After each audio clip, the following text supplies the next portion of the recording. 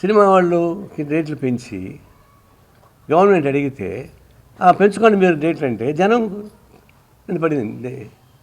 అంటే సామాన్య ప్రజానీకాన్ని దోపిడీ చేయడానికి గవర్నమెంట్ ఉపయోగపడుతుందా? వేల కోట్ల రూపాయలు ఖర్చు పెట్టి సినిమా తీసిన వాడికి లక్షల కోట్ల రూపాయల లాభాలు ఏర్పాటు చేస్తారా? ఎవడు చాటి మీకు హక్కు? వాడు సినిమా తీసుకొని రేట్లు కంట్రోల్ చేసుకొని తప్ప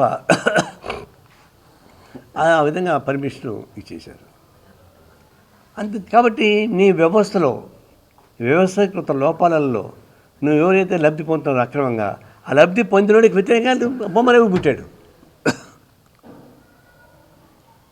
అంతేగాని బొమ్మరవి క్రిమినల్ కాదు, మీరు సృష్టించారు, దాని నుంచి ఇంకొక వైపు తీసుకెళ్ళాడు.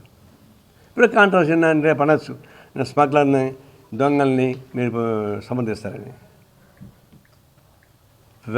లక్షల కోట్ల మంది ప్రజానీకం దోపిడీ చేసేటువంటి నిర్మాతల్ని ఇంత పోల్చుకున్నప్పుడు వాడిదే ఉందండి ఆఫ్టర్ ఆల్. కాబట్టి ఈ వ్యవస్థీకృత లోపాలని సంబంధించేటువంటి పద్ధతుల గవర్నమెంట్ నడిచేంతకాలం హిడ్మా లాంటి వాళ్ళు పుడతారు, బొమ్మ లాంటి వాళ్ళు పుడతారు. దాన్ని ఆపడం మీ చేత కాదు. దీన్ని దృష్టిలో పెట్టుకొని సరి చేయాలి తప్ప ఇదేదో రకరకాల పద్ధతుల్లో మీరు మాట్లాడుతూ ఉంటే అది